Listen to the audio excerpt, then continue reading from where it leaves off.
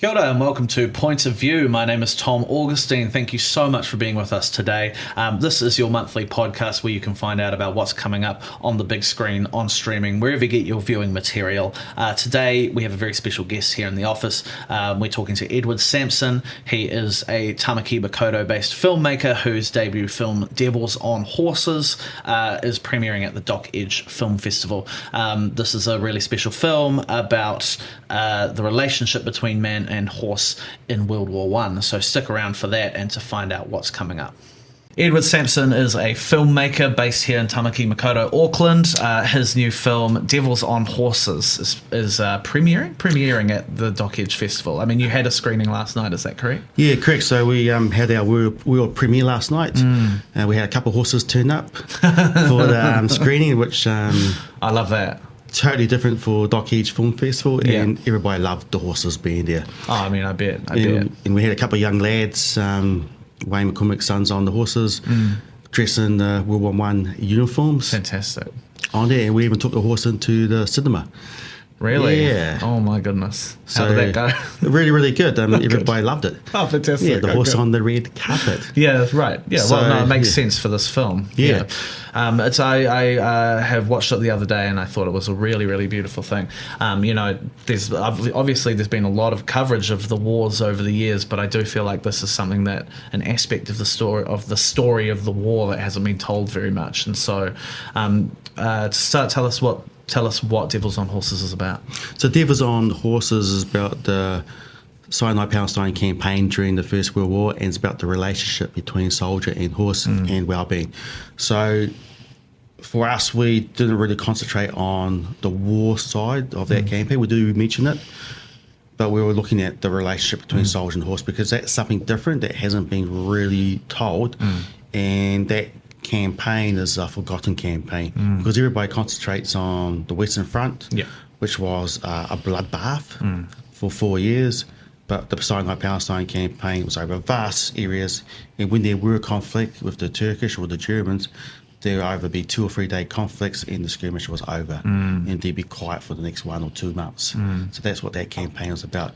And the difference between those two campaigns big time was the boys in Sinai-Palestine, the Australians, the Kiwis, the Indians were over there as well, had horses. And that's the difference. So the horse was your best mate. And that's what we portray in the film. And, it is really, really interesting that bond between man and horse is very, very powerful. There's an image in the film of giving water to the horse in the hat. And I remember because... I have a cowboy hat from Texas with an image of that same thing, and I always thought it was a very moving image, and this was the first time I've seen it on screen. And it really symbolizes this bond, which is very, very powerfully kind of rendered in the film. What was it that drew you to telling this story? This is your debut, so what made you want to debut with this story? I got sucked in, pretty much. So my partner on the project, Terry Kingy, he... sort of dragged me along into the project. I love history. I think history should be told for the truth, good or bad. And I was fascinated by that part of that story. And Terry had a little bit of a filmmaker's background, but my background as a filmmaker, I come from post-production, so I understood a lot of the stuff. And I said, oh, sweet, I'm keen to get involved. And did a lot of reading, and then we reached out to people in New Zealand, the professors, and that's when the ball really started rolling. And we started shooting interviews back in 2020 after COVID. COVID did stop us a couple of times. Well, Auckland got locked down twice. Then we picked up some more interviews in 22, and then I started shaping the story. So I knew what we wanted in the story. It was definitely the horses. We're not going to do the battles because, one, we don't have the finance to do those large-scale battles. And if anybody wants to watch... another really good film is the Australia White Horseman, which is fantastic. So let's concentrate on that relationship because people respond more to animals than to human beings for some reason. And the simple reason I think it is animals don't judge you. Human beings judge you in the first 10 seconds. Whereas an animal, a horse, say, and a dog, we can take those 4-legged animals, will sense or feeling, come over here, brush their tail against you or rub their head against you because they're feeling all the emotion. And that's what we're trying to portray in the film. And it's there, absolutely. I mean, just in those very soulful shots of the eyes of the horses throughout are very, very moving, and the relationship that you capture between these soldiers and the horses. Now, it's a mix of interviews and recreational footage and historical footage. Correct. So. And I think it blends really, really well. Let's start with the recreation footage, because obviously that is something that, off the back of something that is independently financed, probably was a bit of a challenge. So can you tell us about what your kind of process of getting that put together was? So, because I was editing the project, so I had a treatment. I broke down the story beats into the film, and I go, okay, what do we need to help tell visuals? Because at the end of the day, when you're making a doco, you want to be visually, and because you don't want it to be a radio edit. So what a radio edit is that you can walk away from the documentary, go to the kitchen, and you hear everything going down. Yeah, right. But we want to make it visual. So start cutting it, and then archive material start coming in, which I was able to secure.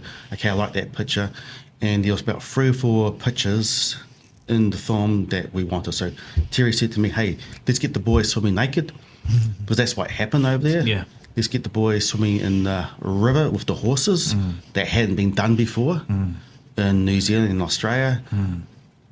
And we had photographs of the beach, the river, then Casey's underneath the horse. So let's recreate that one. And then Logan, there was maybe a picture of Logan, someone with a hat. Yeah, right. Well, Terry used to mention to me, so let's get those key scenes. And what we did was shoot those reenactments, and I slowly cut them in. But we're making up on the fly for the reenactments. I knew what I wanted in my head. And when we went to certain locations, like the train scene that was shot in Ashburton. Yeah, right. At Plains Railway Trust. So I don't know how a train came in. So I have Terry said something to me. He goes, Ed, should we do a train? Okay. Why not? Why not? Now, you got horses, you got a steam train, period, on location. Yeah. There's no AI here. Yeah. And you're doing it for real. So this is the fun part. And everybody loved the train scene. Yeah. But at the same time, they were desensitizing the horses to get used to the train sound. And here's a really interesting story, which I just found out yesterday. Because while I was filming Sophie at the railway station, which is all compact. That's your daughter who plays one of the characters in the film. So Sophie's my daughter. She, calling her in, well, pretty much just told her she's in it. But it was a good learning curve for her. She really, really enjoyed it. So we're filming her scene using a smoke machine like Ep.10, it's the train. In case he was on his horse, Freddie, which is what that Sophie's on, Freddie, in real life, on the horse. And Freddie pause, when he saw the steam train, turn around. In case he said to me, he thought Freddie was going to balk. Oh, wow. And then he saw his other mate, Jacko, the horse, on the railway tracks, and he goes, oh, okay, it must be safe. And then he carry on. So obviously those horses that Terry runs through the trust fund, they all stick together like a little bond. So they're all like a really tight packed group. Oh, fantastic. And I mean, like, the sense of scale is definitely there, even for, like, as you say, an independently financed film. I mean, having a steam train, having multiple horses, etc., scenes of combat, period. And so pulling it all together must have been a bit of a challenge. I mean, but I am particularly interested in how you arrived at having so many horses and where they came from and how you managed to secure that. So my partner Terry, he runs a rehab program in the South Island. So the rehab program is Anzac Charitable Trust. So basically what this rehab program is only for males who suffer from, say, PTSD, so say ex-defence, police, ambulance crews. And what they do is they take those horses up to the mountains for 3 or 4 days with the patient, and no phones, and the horses sense their emotions, and the success rate for that program is about 80%. So it just takes them to a different location. Yeah. And they talk about, because Terry's come from that background himself. Yeah, right. And also those horses you may have seen at certain Anzac parades, you see the horses, they've turned up. So that's where those horses also get used as well. Yeah. So the horses are well trained for what they do for Anzac parades, but also for what we're doing. So that's how those horses got involved. Right. And Terry's great granddad was in the Canterbury Mountain Rifle Regiment. So that's how this story all came about. Yeah. Well, there's this very rich thread all the way through of the relationship between man and horse within a military context that goes all the way back to there, and you feel it in the film as well. And I mean, what do you think it is that makes that connection between the man and horse so kind of spiritual and intense and powerful? I think because it goes back 5,000 years where man tamed horse to a certain degree. Horses been around that long. It was our transportation up to the early 20th century. It continued, and it's still used today. Now, today, horses are on the farm. Yeah. They're like a pet. Whereas going back 100 years ago, they were more like, that was all transportation that allowed mankind or humans to travel for vast distance. Because in a day, we can walk all day, but we can't run all day. Yeah, right. Yeah. Whereas a horse, Yeah. But here's an interesting thing. For some reason, people think that the soldiers are on their horses all the time. No, they spent a lot of the time walking with the horses. Yeah. Just to ease the back of the horses. The burden, the burden, Because all, as we mentioned in the doco, for all that weight, it's about 130 kg on the horses. Yeah. And the horses always came first. Before you had the breakfast. That was the thing I found really powerful about the film, is that I feel like they are always the afterthought, the thing that you kind of take for granted in other war stories. And that was very, very powerful, I think, was the reveal that no, they came first. That speaks to that bond very, very powerfully. Yeah, exactly. So, the horse came first. So you looked after the horse, and once you feed the horse, clean the horse, then you can go have the breakfast. Yeah, right. So that was priority, which makes sense, because without the horse, you pretty much, you stuffed in the desert. You are. Yeah, absolutely. Yeah. So tell me about, there's some incredible archival footage in this film as well. So where was that sourced from? I mean, you were telling me before that some of it had not been seen before on screen. Yeah, so basically I'm in the Navy Reserves. I had to go to 6th Battalion, which is in Archhill in Auckland, Raylan. Went there for like a little meet and greet thing. And I was talking to the old soldiers there. I was talking about the film. I was showing like a little promo that we cut at the time. And then one of the guys go, well, talk to this person, and I spoke to a guy called Don, who's in his 80s. And Don said, I got these World War I images. So I went around his place, saw them, they had been digitally captured, and he goes, here you go, use them. Wow. He just give the credit to the guy who actually originally took them. And those images were fantastic. Yeah. And what I also did with the World War I images, I used a software called Topaz. It's the AI software. And what that software does is enhances the pictures, reduces does face recognition, so you try and bring up the faces, more clarity. But it's a catch-22 where if you go too far, it looks pretty bad. So you try and balance that out. And then what we did in post is we added in the film grain. Right. You strip the grain, but you add the grain back in, if that makes sense. Right. So we try and then at the same time also cleaning up those images so those images look brand new, they were shot yesterday. But they're shot on a little Browning camera, which is really small. Yeah, out there in the elements as well. Exactly. Right? Like it would have been And I think, my personal opinion, I think those troops should be, and men and women should be shown to what they really were, nice and clear pictures. Yeah, absolutely. That's what I wanted to do. Yeah, I didn't like having dirt on the pictures. Yeah, I get you. Absolutely. And so now, the other thing I did want to ask you about was the presence of the actors in the film, because I understand that you had an entirely non-actor cast. So what was the process of finding these men who played your soldiers, because they turned in some really powerful performances? So that's a really interesting question that's popped up, and I thought about this question. So the boys, Logan, Casey, they're all been part of that rehab program. They've worked on the rehab program, and they're all professional riders. They know the horses. So I think that comes across the screen really naturally when they do talk to their horse, where they pat their horses, because they know their horse. And the second thing is I think it's got to do a bit of direction for me, my first AD, sort of telling what to do. And the third thing I believe was it just looks natural. Yeah. Well, I mean, the scene right at the beginning of the film, one of the soldiers has to shoot his horse. Oh, yeah, Casey, yeah. And, I mean, it must be the relationship between man and horse that brings something out of him that's very, very powerful. Yeah, and the boys love the horses. Yeah, of course. Yeah, naturally. So now the film is showing at Dock Edge. Yes. What is your hope for the film? What would you like to see happen with the film in terms of like getting out into the world? So basically, at the moment, I've submitted the film to various film festivals around the world. Yep. So I'd like to see that go into those film festivals because it helps promote. Yep. And then goal was to attach a distribution company, and reality is like TV or streaming services. That's the main goal. Okay, yeah.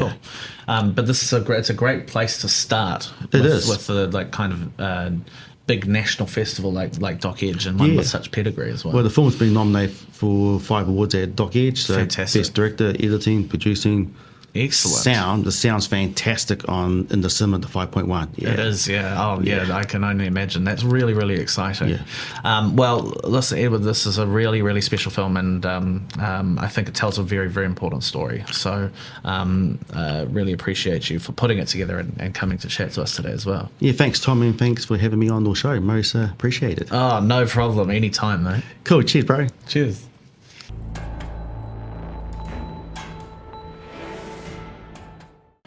On the big screen in July, it's summer over in America, which means that all the big summer blockbusters are about to arrive here in New Zealand as well. And we have a whole bunch of them dropping this month. Kicking off at the beginning of the month is Jurassic World Rebirth. Now, this one is a bit of a reboot of a reboot of a reboot of Jurassic Park, but the scuttlebutt is that it's actually a bit of a return to form. It's got really solid cast. Scarlett Johansson is headlining. It also features Mahershala Ali, who is somehow still underutilized as an actor in the Hollywood firmament. It looks like a lot of fun. So that one is dropping right at the beginning of the month. Now, one of the big films that everyone's going to have their eyes on at the beginning of this month as well is the long-awaited arrival of James Gunn's Superman movie. Now, this is a new beginning to the Warner Brothers DC superhero stable. James Gunn, obviously the director of the Guardians of the Galaxy films, a filmmaker that I've liked a lot of his stuff in the past, and honestly the trailers for Superman are quite promising, particularly seeing them on a big screen in a cinema gives me a bit of hope for what we might see out of this film, so eyes peeled for that. On the children's side of things, it looks like the biggest film that's going to be dropping is the new Smurfs movie. So this one continues the Smurfs series. Listen, I haven't watched these films. The promotion of this film leans very hard on the fact that Rihanna is playing Smurfette. I don't know if that does something for you, then head along to that one. I think I'll probably be giving that one a miss, personally. Another one that I'm probably going to give a miss is a film called Bride Hard. Now, this is one of the worst reviewed films of the year. It is a action romantic comedy with Rebel Wilson in the lead. Decent cast, but look, if you go and watch the trailer for that one, you probably see what I mean. It does not look promising. But there is a comedy that's coming up which does look promising. This one is called Friendship, and it's got Tim Robinson and Paul Rudd in the lead. Now, if you've never seen I Think You Should Leave with Tim Robinson on Netflix, where have you been? It is a very, very special comedy series. It is completely bizarre and very silly and has kind of dominated the zeitgeist for a few years. This is Tim Robinson's big leap to feature filmmaking, and I, for one, am very, very excited to see what he does with it. He is a really, really kooky on-screen presence, and having Paul Rudd there as well, that's just icing on the cake. So very, very excited to see what he does there. Universal Language. Now, this is a much smaller film. It's a film that I don't know how much it will go here in New Zealand, but I think it is really, really worth a look.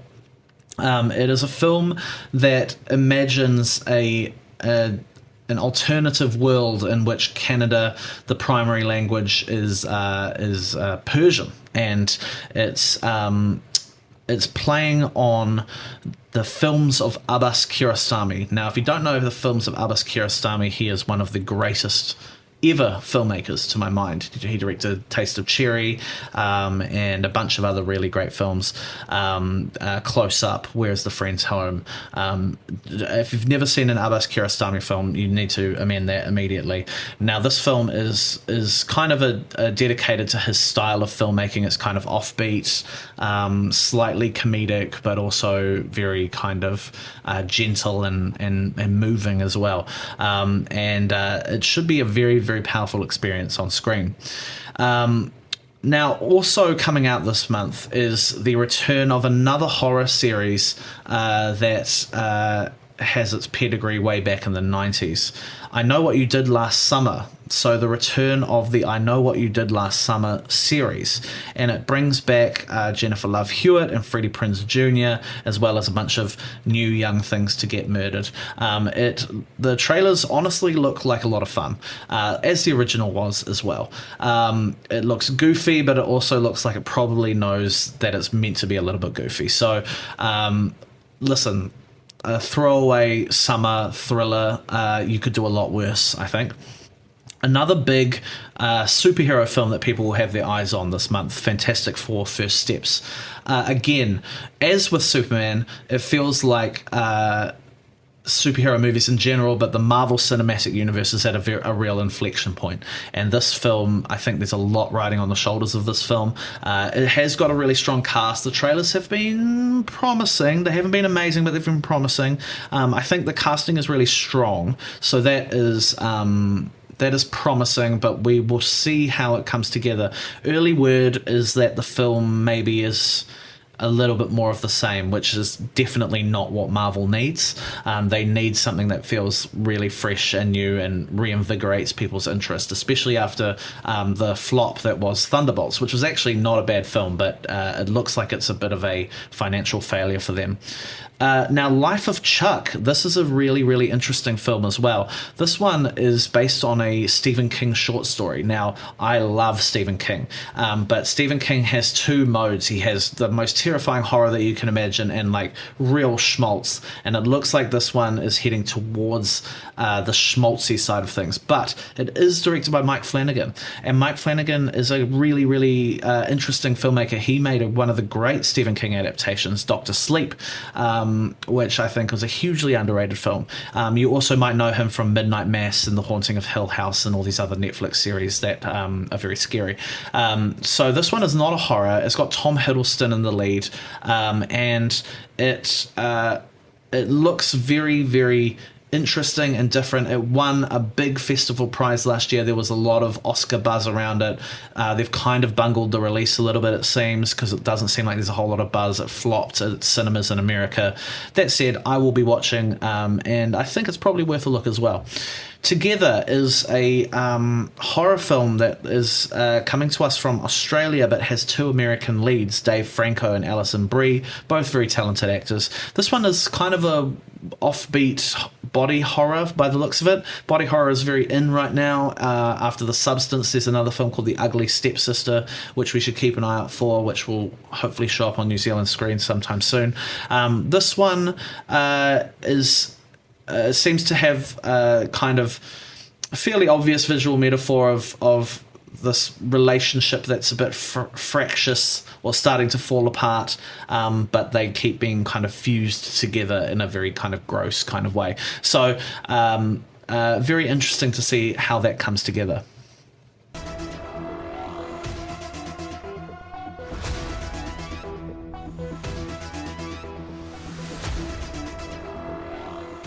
It's a fairly quiet month for streaming in July, but there are a few things to keep an eye out for. To start with, at the beginning of the month, we have The Old Guard 2. Now, The Old Guard 1 was a surprise hit for the distributor Netflix. It was an action film with Charlize Theron at the centre, kind of riding on the high of Mad Max Fury Road.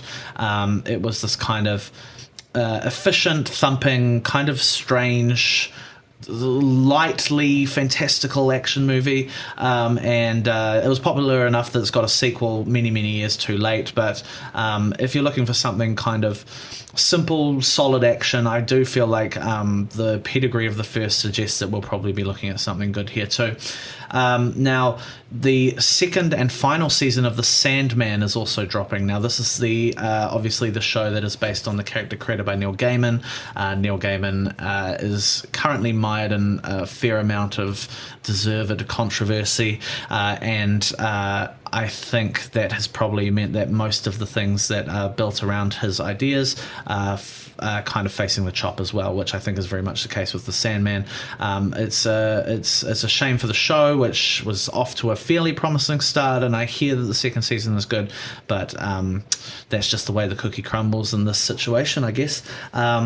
Too much. This is one that I have my eye on. It's a new streaming series that's coming to us from Leonard Dunham. And Leonard Dunham hasn't done much since Girls that has really made a big splash, but this looks like it could be a bit of a return to form, a bit of a similar kind of vibe to Girls. That said, she did make a really lovely film called Catherine Called Birdie, which I recommend you should check out. This show has Megan Stelter at the front, and she is a comedian who has been on the rise for a while. Very funny, very funny woman, and it's nice to see her at the heart of something like this. It looks like it's got the kind of frame of a fairly traditional romantic comedy. It's about a New Yorker starting a new life in London, and after a really disastrous breakup and finding a new connection. But it has a really strong cast. It's got Emily Ratajkowski, who is very much an it girl, has been for years. Richard E. Grant is in there. Adele Exarchopoulos from Blue is the Warmest Colour and Passages, and a whole bunch of other great things. And a whole bunch of other really great actors are in there. So the trailers look quite promising for something that looks light and fun, and like perhaps a bit of a return to form for Leonard Dunham. So that one's worth keeping an eye out for. The Summer I Turned Pretty. Now, this is a series that in my other life as a librarian, I know that this is the book series that teenage girls go absolutely gaga for, and this series has been very popular as well. Now, it's reached its final season, so for those of you who have been watching the show, I'm sure you'll be waiting on bated breath for that final season. I know many teenage girls at my school where I work sometimes will be among them. Now, the movie that I am most excited for on streaming, Happy Gilmore 2. It is the return of one of Adam Sandler's most beloved characters. It's always nice to see the Sandman kind of having a bit of fun. He's become a bit more of a serious actor in his old age, but I think he still has a lot to give for just the traditional comedy. And this one is building on one of the best and most beloved of his comedies as well. So that one, there's a lot to look forward to there. Now,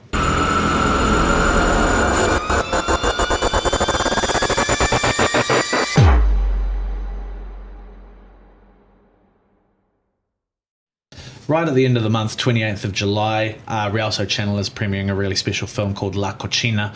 This film comes to us by Alonso Ruiz Palacios, and it is a Spanish film that's shot in New York. It's set in a back kitchen in Times Square.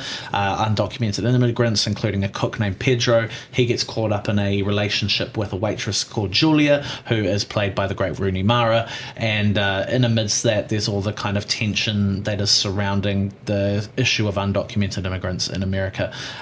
This one looks like it melds really topical issues with the popularity of something like The Bear or something like that. It's shot in black and white. It's a very beautiful looking film, and it looks very moving and like it has a lot to say about the current issues as well.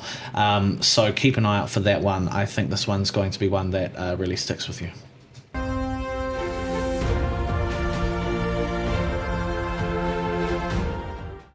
Now, coming up right at the end of the month, 31st of July, it is the opening night of Christmas for moviegoers in New Zealand, the New Zealand International Film Festival, my favourite time of year. 31st of July, the opening night film, Jafar Panahi's Palme d'Or winner, It Was Just an Accident. How exciting is that? I'm really, really pumped. I've had a little sneak peek at the films coming up at the festival this year. It is an excellent lineup. We will be doing a deep dive on this next month, but in the meantime, I do want to urge you, if you have not already, get in on those pre-sale 10-trip multi-passes, because those are the best deal you're going to get to go and see some of the best cinema in the world on the beautiful Mighty Civic screen or some of our great cinemas around Auckland. It is well worth the time. Some of the films that have been released, I've had the pleasure of being able to write about them for the program. There are some really, really, really mint ones in there. David Cronenberg's The Shrouds, Kleber Mendonça, Philo's The Secret Agent. Texas Chainsaw Massacre has got a 4K re-release, which is absolutely horrifying and beautiful and amazing. Blue Moon, Richard Linklater's really profound theatrical film. A whole bunch of other really, really special ones, including a range of New Zealand premieres that will be absolutely worth watching. Gayleen Preston is releasing a new film, Grace, A Prayer for Priest. Kelly Reichardt, a new film, but from her, The Mastermind. We haven't even got the whole program yet, so it's a very, very exciting time. As I say, we will be doing a deep dive on this next month, so keep your eyes peeled for that. Now, we have plenty of goodies to give away over at viewmag.co.nz. Head over there if you want to get some swag or you want to get some tickets to things and that kind of thing. There is plenty on offer there. Thank you so much for joining us today. Please remember to like, subscribe, all that fun stuff, and come and see us next month for more movie action. Thank you so much. Ka kite.